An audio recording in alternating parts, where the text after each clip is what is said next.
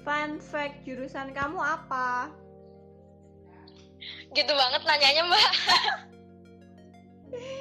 Apa tuh? Fun fact ya, kalau fun fact di jurusan aku tuh, kan aku teknik lingkungan nih.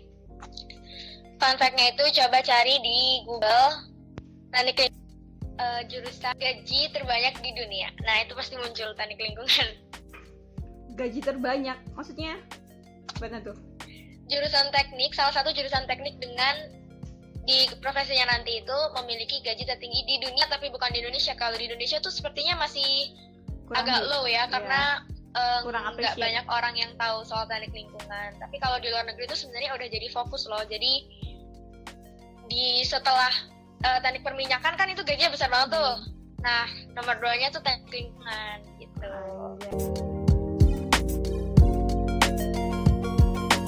Assalamualaikum warahmatullahi wabarakatuh. Apa kabar kalian semua? Aku harap kalian semua baik-baik aja. Kenalin, nama aku Faca, dan di video kali ini aku bakal tanya-tanya temen aku jurusan Teknik Lingkungan ITS yang angkatan 2018 sama kayak aku. Video ini bakal informatif banget, jadinya tonton sampai habis. Jangan lupa di subscribe sama di like. Halo, boleh perkenalan dulu nggak? Hai, kenalin semuanya, nama aku Berliana Kansa Salsabila, biasa dipanggil Kansa, dari Teknik Lingkungan Institut Teknologi 10 November. Aku angkatan 2018, jadi ini tahun kedua menjelang 3. Oke, nih Kansa, kenapa sih kuliah di ITS? Apa yang spesial? Waduh, kenapa kuliah di ITS? Sebenarnya kalau alasan aku pribadi karena dekat dengan rumahku ya di Jember, makanya aku pilih ITS supaya mamaku bisa nyambangin juga. Tapi karena aku nggak pengen di dalam kota, makanya aku cari yang masih Jawa Timuran. Nah, dapatlah ITS gitu. Tapi kalau apa yang spesial di ITS, aku baru mendapatkan spesialnya ITS itu setelah masuk di ITS gitu ya. Setelah memilih ITS baru aku tahu betapa spesialnya ITS gitu ya. Ada Campus of Hero. Jadi karena kita itu memiliki title The Campus of Hero, kita itu waktu maba pertama kali masuk itu diberi namanya nilai juang 10 November gitu. Gimana caranya kita bisa bekerja sama dengan orang lain, toleransi. Itu klise kan? Tapi yang kerennya lagi di ITS adalah kita itu tidak hanya punya gedung-gedung perkuliahan, tapi gedung-gedung yang mendukung inovasi juga. Salah satunya ada Research Center. Terus ada robotika tuh ya tempatnya teman-teman mahasiswa biasanya yang tertarik untuk membuat robot. Juga bisa diujikan di gedung robotika itu. Dan juga ada Molina itu tempat untuk teman-teman mahasiswa bikin mobil listrik. Nah, kalau misalnya kalian cari di internet dan muncul nih salah satu prestasinya ITS membuat gesit ya namanya mobil listrik juga dibuat di Molina, dan itu dibuat oleh mahasiswa kita sendiri.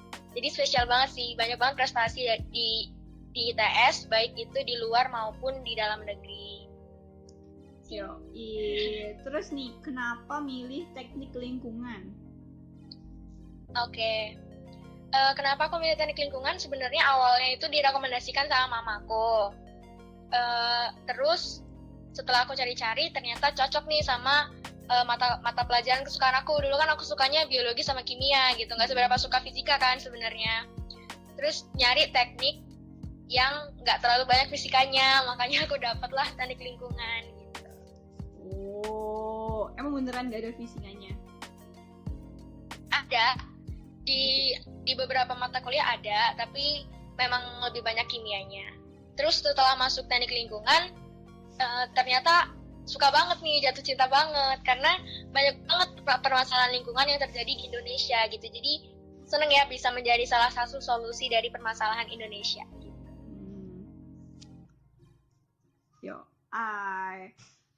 Aku sebenarnya juga tertarik sih sama teknik lingkungan setelah ketemu kamu, sejujurnya. Oke, Kansa. Sekarang kan zamannya kuliah online nih, maba 2020 yang bakal masuk ini kan langsung kuliah online. Nah, kuliah online di jurusan itu kayak apa sih? Oke, kuliah online di jurusan aku itu kalau tergantung sama dosennya masing-masing ya. Ada yang menggunakan ITS kan punya platform sendiri yang namanya My ITS Classroom. kebanyakan memang menggunakan platform tersebut, tapi banyak juga yang menggunakan Google Classroom, dan untuk pertemuan secara online-nya kami biasanya menggunakan Zoom. Tapi banyak juga dosen yang menggunakan Jitsi dan juga Google Meet. Kalau dari kuliah online-nya sendiri, sebenarnya aku nggak masalah sih sama kuliah online. Memang lebih enakan kuliah offline, ya bisa ketemu sama teman-teman, bisa lebih diskusi sama dosen, dan terpaksa untuk mendengarkan dosen aja gitu. Kalau online kan kalau kameranya nggak nyala bisa ditinggal gitu ya. Tapi sebenarnya aku suka banget nih sama ide kuliah online. Itu merupakan suatu gebrakan sih ya menurut aku, karena kita kan semakin banyak nih ya manusianya, semakin banyak yang butuh pendidikan gitu. Sedangkan kita tidak punya cukup banyak lahan kan untuk membangun kelas lagi, membuka kelas yang baru, memperbanyak kelasnya, memperluas gedungnya gitu kan.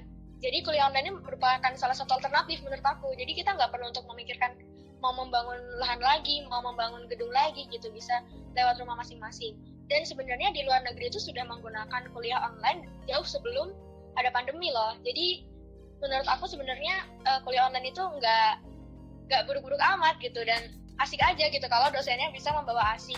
Sebenarnya salah satu minusnya, kendalanya mengadakan kuliah online di ITS adalah kebanyakan dosen-dosen terutama yang udah agak tua gitu ya, itu agak Nggak kaku bisa ya dengan teknologinya Iya. gitu. Jadi nggak ngerti harus gimana dan nggak ngerti gimana caranya membawakan kuliah online yang seru gitu buat mahasiswanya. Kendalanya seperti itu sih. Tapi kalau yang muda-muda masih bisa lah ya pakai Menti, pakai Kahoot kayak gitu.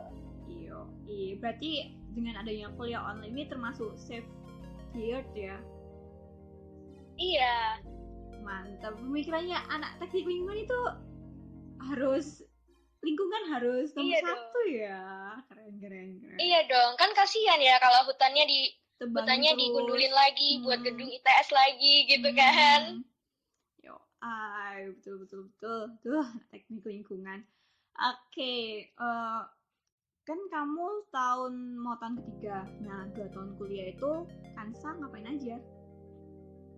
Waduh, ngapain aja nih, Cak? Sibuk ini, orang sibuk ya. Sebenarnya kalau di tahun pertama aku, di semester 1 dan 2 itu kan dari mata kuliahnya sebenarnya nggak terlalu membebani ya, karena masih mata kuliah umum. Jadi aku ikut banyak banget kegiatan kemahasiswaan, lebih ke fokus ke kegiatan kemahasiswaan gitu. Baik itu kegiatannya atau eventnya maupun organisasinya. Di awal pertama aku masuk di ITS itu kan ada UKM Expo ya namanya. Nah, itu aku ikut 3 UKM, Cak. Dan sampai sekarang aku masih aktif di ketiga UKM tersebut. Gila, demi apa? Demi apa? Iya, aku ikut musik, tenis ITS sama IFLS. Di IFLS aku nggak ambil kepengurusan, tapi aku ikut jadi salah satu kadif di acaranya gitu, Kifes Inoji. Kalau di musik aku jadi pengurus, aku jadi kepala departemen eksternal, dan di ITS aku jadi sekretarisnya. Anjay, itu masih UKM Itu baru ya? organisasinya. Itu masih UKM ya? Yang lainnya yang di luar UKM Iya. nih, apa aja nih? Kalau kegiatan-kegiatan kan banyak ya, mungkin kalau aku sebutin teman-teman juga nggak tahu ya, karena kan namanya kan pakai nama-nama yang cuma kita aja yang tahu, kayak UKM Expo, Mabakap, Gerigi gitu ya. Kalau teman-teman SMA kan masih bingung apa ya itu gitu. Jadi banyak banget kegiatan kemahasiswaan di ITS yang untuk mahasiswa baru. Salah satunya UKM Expo. Nanti pertama kali kalian masuk ITS itu akan ada namanya UKM Expo. Jadi tujuannya adalah untuk memperkenalkan UKM-UKM, atau kalau di SMA namanya ekstrakurikuler yang ada di ITS gitu. Ada juga nanti Mabakap, ada juga Gerigi nih, pertama kali kalian masuk juga bakalan dapat Gerigi. Dulu aku sempet jadi staf ahli kestarinya Gerigi. Sama Faca juga. Iya. Terus aku di menjelang mau masuk ke semester 3 bergabung di ITS Global Engagement. Dulu namanya ITS International Office, tapi sekarang ITS Global Engagement. Tujuannya ITS Global Engagement itu sendiri sebenarnya banyak banget tujuannya.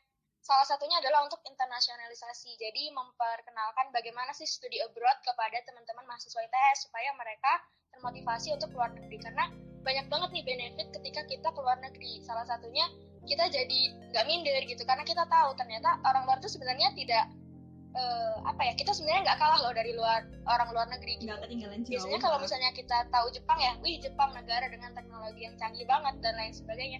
Ternyata bahasa Inggrisnya nggak bagus-bagus amat loh. Bahkan kebanyakan lebih bagus mahasiswa ITS daripada mahasiswa Jepang gitu. Jadi kita kan jadi terbuka ya wawasannya, terbuka pikirannya untuk oh ternyata aku nggak kalah gitu. Jadi aku seharusnya tidak minder kalau nanti misalnya kita lagi interview terus ketemu sama lulusan dari Jepang misalnya, terus kita tiba-tiba minder tanpa kita tahu sebenarnya kita tidak kalah dengan mereka gitu. Itu sih yang pengen ditekankan.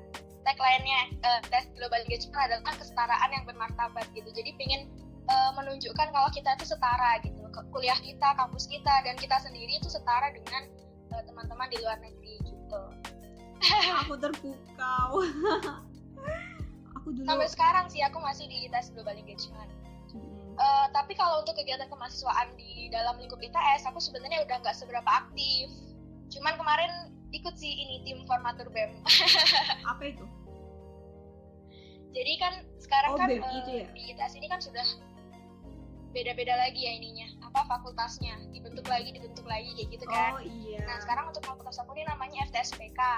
Karena masih belum punya BEM-nya, jadi butuh yang namanya tim formatur untuk BEM-nya. Dan kebetulan aku mewakili HMTL, Himpunan Teknik Lingkungan ITS, untuk jadi tim formaturnya BEM FTSPK.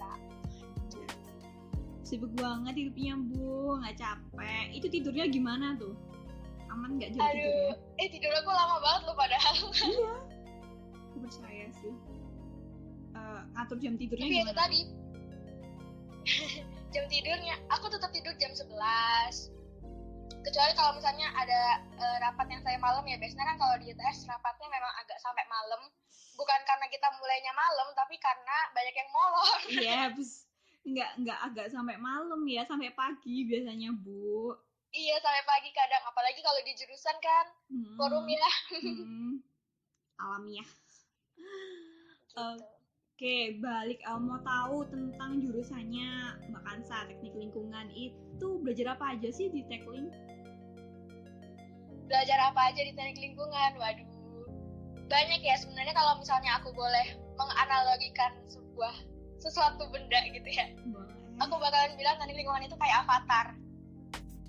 Karena apa yang dipelajari itu dari udara, terus tanah, air, itu semuanya loh dipelajari gitu. Karena sadar nggak kalau dari setiap individu kita itu pasti menghasilkan limbah gitu ya. Meskipun kita makan aja bungkusnya itu adalah limbah gitu ya, sampah padat.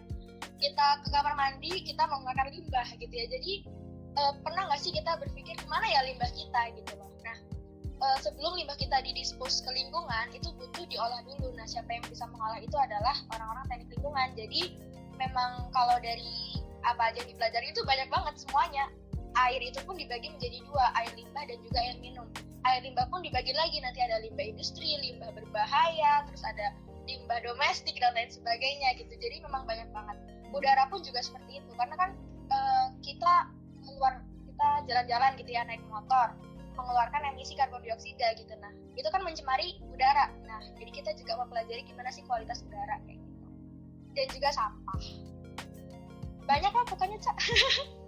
Iya, kayaknya banyak. Enggak, tapi kalau misalnya pelajaran yang awam banget buat anak SMA, entar masuk mungkin kaget gitu, atau pelajaran yang paling susah menurut kamu?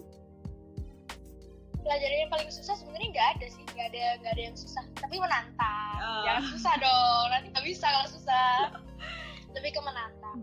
Di awal nanti teman-teman bakalan dapat namanya mikrobiologi. Itu sebenarnya masih biologi ya, mempelajari ada berapa banyak bakteri yang ada di setiap air kita gitu, supaya kita tahu kualitas dari air tersebut.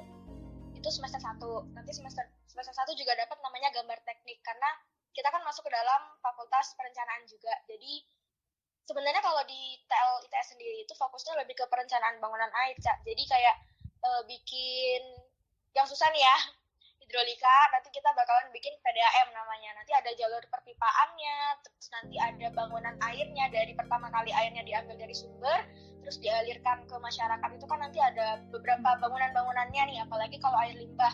Nanti akan ada beberapa bangunan-bangunan untuk filter pertama, terus nanti ada untuk diendapkannya, nanti ada lagi di bagian untuk penyisihan. Misalnya dia punya logam, nanti ada penyisihan untuk logamnya. Jadi lebih ke perencanaan bangunan-bangunan apa yang dibutuhkan untuk mengolah suatu air minum dan juga air limbah. Itu sih yang aku baru pertama kali tahu, oh iya ternyata kayak gini ya gitu. Ternyata air gue itu nggak langsung dari sungai langsung diminum gitu loh. Ternyata ada pengolahannya yang ribet banget gitu. Pengolahannya ada yang memanfaatkan tanaman, ada yang memanfaatkan mesin dan lain sebagainya. Oke, belajar mikrobiologi kayak anak teknik kemarin aku wawancara temenku juga. Iya. Belajar mikrobiologi. Oh, kalau masalah praktikum gimana kalau online? Praktikum. Kalau praktikum ini sebenarnya kayaknya sih nggak online ya, dipospon deh kayaknya. Kita nggak ada praktikum online karena susah. praktikumnya butuh alat semua. Iya. Terutama yang udara nih, kita butuh alat gitu ya. Kita nggak bisa langsung ngambil udara gitu kan. Nggak dapet lepas nih. Jadi butuh alatnya gitu. Kita lebih ke pospon. Kalau dari instruksi dari dosen masih ke ditunda, bukan ditiadakan atau dijadikan online. Oke, mantul. Soalnya tauku ya gimana mau ngolah limbah kan juga butuh berhari-hari kayak dicekin tiap hari mau online gimana. Oke. Iya betul. Kak mau tanya tentang ini nih, KP, kerja praktek, kuliah praktek.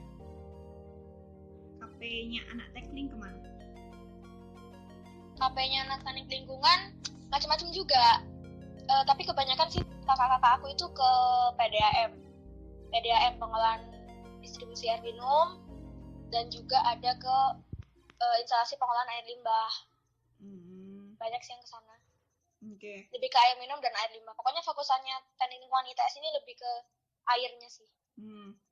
Berarti ini sebenarnya anak tekling bisa masuk ke pabrik-pabrik kemana aja ya? Soalnya kan pabrik-pabrik sekarang kan banyak bahan kimia yang sembarangan dibuang, itu ntar kalian yang kayak bikin didistilasi, pokoknya dijernihkan dulu baru dibuang gitu.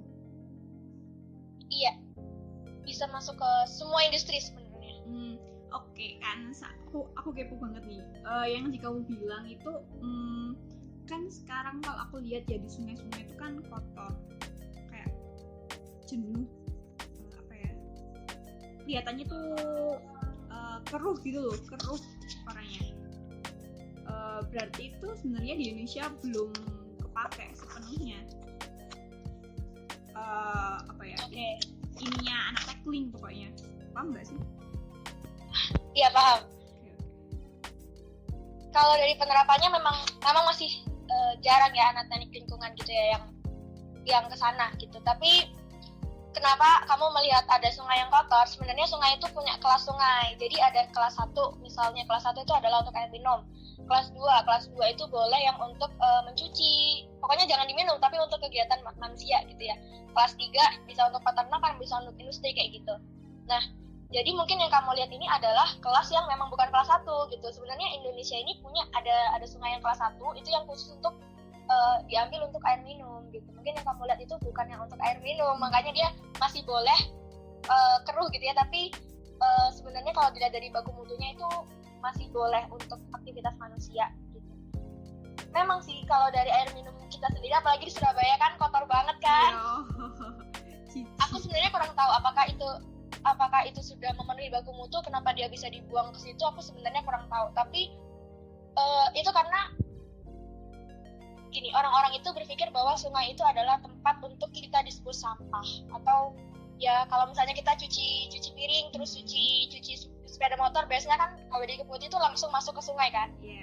Sebenarnya sungai itu hanya saluran drainase untuk air hujan loh. Jadi sebenarnya sungai itu tidak untuk membuang apapun gitu. Sebenarnya tidak boleh ada limbah apapun yang masuk ke sungai gitu. Sebenarnya dia cuma untuk mengalirkan air hujan aja. Tapi selama ini masyarakat mikirnya oke, kita buang ke sungai karena nanti mungkin dia akan ke laut, mungkin dia akan ternetralisasi dengan sendirinya. Memang benar kalau di sungai itu dia bisa menetralisasi sendiri. Tapi semakin banyak limbahnya, netralisasinya juga akan semakin berkurang gitu. Dan kalau limbahnya sudah sangat banyak, juga sungai juga tidak akan bisa lagi, dia sudah tidak mampu lagi untuk mengolah limbah-limbah tersebut. Mindsetnya masyarakat sekarang sih yang masih di sekitar rumahku juga masih kayak gitu. Biasanya orang kalau misalnya di pinggir jalan buang minyak kan, ya udah dibuang aja ke selokan gitu, nanti akhirnya ke sungai juga, nanti akhirnya ke laut juga gitu. Iya. Sebenarnya padahal dia hanya untuk air hujan aja. Kalau aku lihat baru tahu kan? Iya, enggak sih. Aku ya lumayan lah gitu. Boleh lah. Enggak, intinya tuh kayak aku mikir ya, anjir laut ini kotor banget nih. Ya, tapi sebenarnya itu Betul. bukan salah orang di pantai, soalnya kan juga ada hulu ke hilir ke pantai kan, terus ke laut juga kan. Betul. Berarti kan masalahnya kan dari sungai intinya. Kok aku mikir ya berarti kan harus benerin kan dari sungainya dulu biar Betul. lautnya kehidupan lautku. Anjay. Aman. Tapi ada juga loh masyarakat di sekitar pantai itu yang masih belum punya kamar mandi, Cak. Jadi mereka memang masih membuang kotorannya itu di laut secara langsung. Di Malang ada, Itu masih banyak banget. pantai di Malang ada. Jijik. Itu masih banyak banget kayak gitu. Yep, I know. Aku juga emang masih Sedih ya, Cak. iya sedih. Tapi Kita di luar negeri aja, Cak. Jangan di sini, Cak. Susah. ya abis ini kita diskusi bareng aja di luar ini. Oke, nih aku mau tanya lagi kan, Sa. Kebanyakan alumninya teknik lingkungan ITS itu kerja di mana? Oke, pertanyaan yang bagus ya. Kebanyakan itu sebenarnya ada dua ya. Ada yang kerja di masih keprofesian teknik lingkungan dan ada yang tidak gitu ya. Yang tidak ya juga banyak yang punya Laziza kayak gitu yang mendirikan ya pokoknya tidak ke teknik lingkungannya itu juga banyak. Tapi kalau yang ke teknik lingkungannya itu memang kebanyakan mereka ke industri, Cah, seperti yang kamu bilang. Karena kan semua industri pasti menghasilkan limbah gitu ya. Tapi kalau dari aku lihat data alumni, mereka kebanyakan ke PDAM. Banyak juga yang menjadi konsultan lingkungan. Ada juga yang di hukum lingkungan. Jadi kalau misalnya S1-nya nih kayak aku ngambil teknik lingkungan, S2-nya ngambil hukum, itu bisa loh ke hukum lingkungan nanti jadinya. Memberikan ya misalnya apakah industri ini layak untuk didirikan di sini, apakah limbahnya ini sudah layak untuk dibuang ke sungai, yang tadi itu kan juga butuh hukumnya gitu. Nah, itu butuh orang hukum lingkungan. Banyak yang kerja di hukum lingkungan, paling banyak sebenarnya di konsultan lingkungan.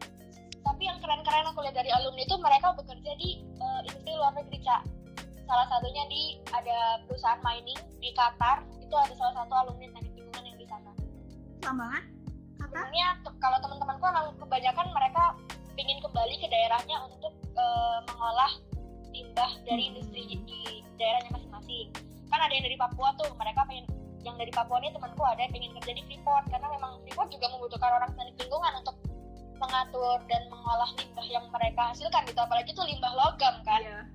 Kalau langsung dibuang wah hancur nih lingkungan kita gitu. Jadi harus diolah dulu karena dia logam. Tapi kalau Ada Freeport, juga teman-teman aku yang Freeport kerja menurutku yang pingin- nggak cuman anak Papua aja deh yang pingin ke sana. Semua iya sih, anak semuanya pengen ke sana ya. iya.